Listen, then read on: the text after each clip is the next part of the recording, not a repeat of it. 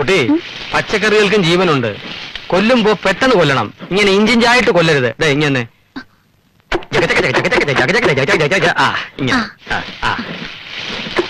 ഇത് പോരാ. ചിരണ്ടലിന്റെ സ്പീഡ് അല്പം കൂടി കൂട്ടണം. എങ്കിലേ സമയത്തിന് ശരിയാവൂ. എന്തായി തന്നെ? ഈ കറിയുടെ പേരെന്താ സുധാര? ഈ കറി ഇത് ദ്രാവിഡ മുന്നേറ്റ കൂട്ടുകറി, വള്ളുവനാടൻ സ്പെഷ്യൽ ചെറ്റിനാട് സ്റ്റൈൽ. എന്തായി കാണിക്കണത്? പപ്പടത്തിന് എന്താ ഈ നിറം? എന്താ റബ്ബർ എണ്ണയിലാണോ കാച്ചുന്നേ? ഒന്ന് പോണ അവിടുന്ന്.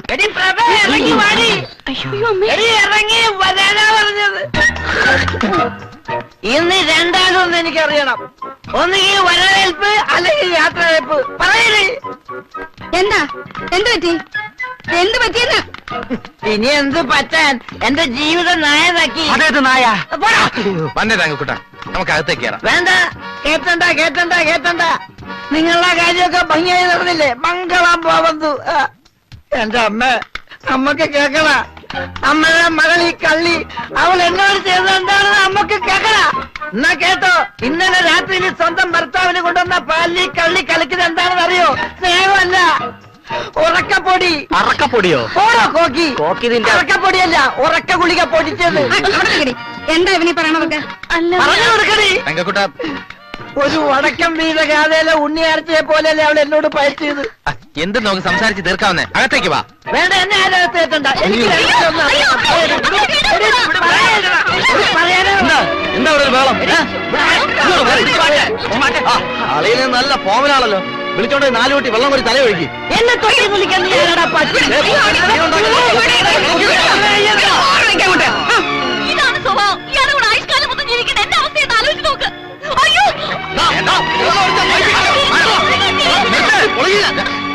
എന്താ ഇവിടെ? ചാച്ചാർ കൂത്തോ? തങ്കക്കൊട ആനമയക്കി അടിച്ച് മൺകൊടമായി. അയ്യോ, അലന്ന മരുമക്കൾ അച്ഛൻ എവിടെ നിന്ന് കിട്ടി? അതൊക്കെ കല്യാണം നടക്കുന്നതിന് മുമ്പ് ആലോചിക്കണമായിരുന്നു. ഓനെ, നീ അകത്തുവോ? ഞാൻ ഇവിടെ എന്നാ ശരിയാവില്ല.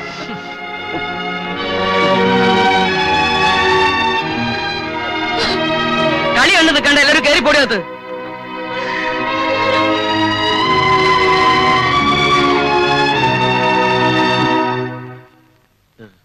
ഉത്തമ, സുധാകര, ഇവനെ കൊണ്ടുപോയി കുളിപ്പിച്ച് കുറച്ച് തൈര് കൊടുക്ക്. ഓ, പിടിക്ക്, പൊക്ക്. ജീവനുണ്ട്, ജീവനുണ്ട്. ആലുവാപ്പുഴ സുപ്രഭാതം.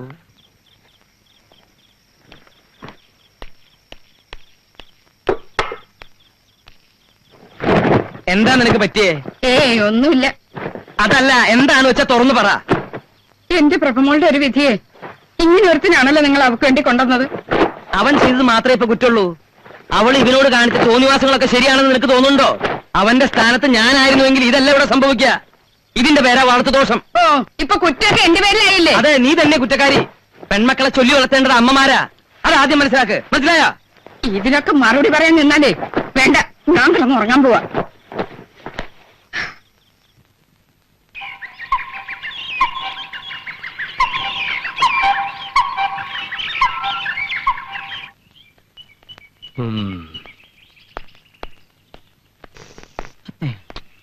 തനിക്ക് ചായ കിട്ടിയല്ലേ? എനിക്ക് നേരം വെളുത്തിട്ട് പച്ച വെള്ളം കിട്ടിയിട്ടില്ല. എങ്ങനെ തരും? അത്രയ്ക്ക് ഗംഭീരമായിരുന്നല്ലോ ഇന്നലത്തെ പ്രകടനം.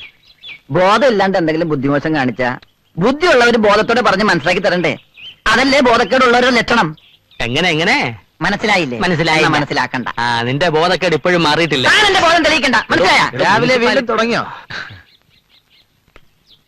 വിഷമിക്കണ്ട തങ്കക്കുട്ട, ഇതേപോലുള്ള ചെറിയ പ്രശ്നങ്ങൾ എല്ലായിടത്തും ഉണ്ടാവും. ഇവരുമായിട്ട് കമ്പനി കൂടുന്നത് ജയശ്രീക്ക് ഇഷ്ടമാവാൻ വഴിയില്ല.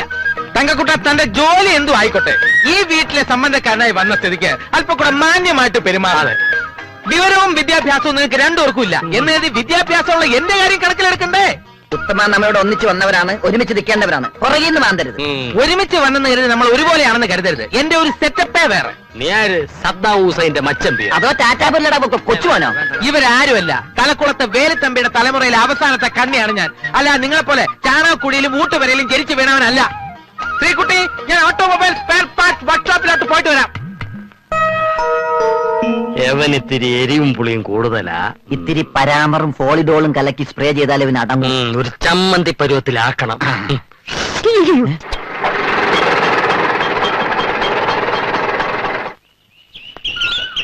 ഇവിടെ ആരാ? എന്താ ഇവിടെ? ആരും ആട്ടോ വിളിച്ചില്ലല്ലോ. ഉത്തമന്റെ ബന്ധുവീടല്ലേ? അതെ. ആട്ടോ ഓടിക്കുന്ന ഉത്തമന്റെ? അല്ലല്ല. എന്നാൽ അതെ. അല്ല, നിങ്ങളാരാ? ഞാൻ അവൻ ഓടിക്കുന്ന ഓട്ടോയുടെ ഓണറാണ്. കല്യാണത്തിന് ശേഷം കണ്ടില്ല. ഓട്ടോ എപ്പോഴാ എടുക്കുന്നതെന്ന് ചോദിക്കാൻ വന്നതാ. അവൻ ഓട്ടോറിക്ഷ ഡ്രൈവറാ. ആ വണ്ടി പോലും വാടക. എത്ര നാളായി ഉത്തമനെ ഉദ്യോഗം തുടങ്ങിയിട്ട്? വർഷങ്ങളായി. ഉത്തമന്റെ ഭാര്യയോട് ചോദിച്ചാൽ അവൻ എവിടെ പോയി എന്ന് കൃത്യമായിട്ട് പറഞ്ഞു തരും.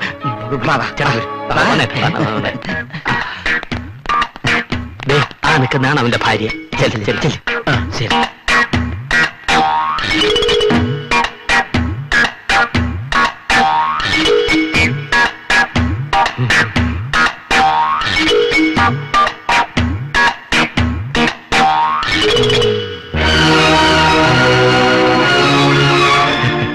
ഇന്നവന്റെ സ്പെയർ പാർട്ട് ഷാപ്പ് പൂട്ടും, ഇല്ലെങ്കിൽ പൂട്ടിക്കും.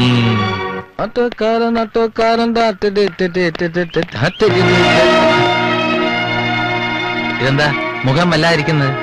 നല്ലപോലെ വിശക്കുണ്ടാവില്ലേ? എനിക്കും വിശക്കുണ്ട്. ചോറെടുക്ക്. സ്പെയർ പാർട്ട് ഷോപ്പിൽ നിന്നാണോ വരുന്നത്? എന്തിനാ സ്പെയർ പാർട്ട് ഷോപ്പിൽ പോണേ? തൽക്കാലം ഓട്ടോയ്ക്ക് പ്രോബ്ലം ഒന്നും ഇല്ലല്ലോ.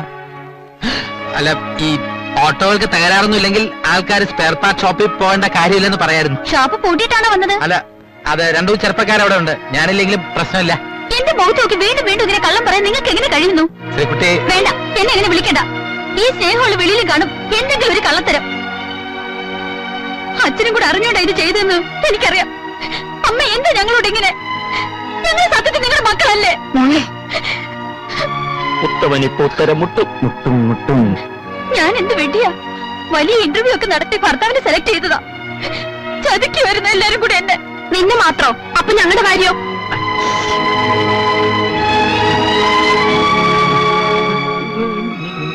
ജയശ്രീ, ഇതിനൊന്നും ഉത്തരവാദി ഞാനല്ല. ഒരു ഓട്ടോ ഡ്രൈവർ ആണെന്ന് പറയാൻ എനിക്കൊരു മടിയില്ല. അതെന്റെ തൊഴിലാണ്. സ്പെയർ പാർട്ട് ഷോപ്പ് ഉണ്ടെന്നൊക്കെ കള്ളം പറയാൻ എന്നോട് ആവശ്യപ്പെട്ടത് ജയശ്രീയുടെ അച്ഛൻ തന്നെയാണ്. ഞാനതിന് വഴങ്ങിയതിന് പിന്നിൽ ആഗ്രഹിച്ച കല്യാണം നടക്കണമെന്ന സ്വാർത്ഥത കൂടി എനിക്കുണ്ടായിരുന്നെന്ന് കൂട്ടിക്കോളൂ. സത്യം തുറന്നു പറയുന്നതാണ് നല്ലതെന്ന് ഞാൻ പല പ്രാവശ്യം പറഞ്ഞിട്ടും അമ്മാവൻ സമ്മതിച്ചില്ല. ഞങ്ങളുടെ അച്ഛൻ ഒരു ഡിഫറെന്റ് അച്ഛനാണ്. ഇങ്ങനെയൊക്കെയാണ് സ്നേഹം പ്രകടിപ്പിക്കേണ്ടത്, അല്ലേ അച്ഛാ? മതി, നിർത്ത്. സംഭവമൊക്കെ ശരിയാ. ഞാൻ പറഞ്ഞിട്ട് ഉത്തമൻ സത്യം മറച്ചു വെച്ചത്. അതിനിപ്പോ ഞാൻ എന്താ വേണ്ടേ? ഏത് തൊഴിലിനും അതിന്റേതായിട്ടുള്ള മാന്യത ഉണ്ടെന്നാണ് എന്റെ വിശ്വാസം. പക്ഷെ അത് ഉൾക്കൊള്ളാനുള്ള കഴിവ് നിങ്ങൾക്കുണ്ടോ എന്ന് പേടിച്ചിട്ടാണ് ഞാൻ അങ്ങനെ ഒരു കള്ളം പറഞ്ഞത്. കണ്ടോ എന്തിനുണ്ട് അച്ഛനൊരു ന്യായീകരണം? അമ്മേ, ഇനി അമ്മയുടെ മോൾ ഇവിടെ നിൽക്കില്ല. പോകാം.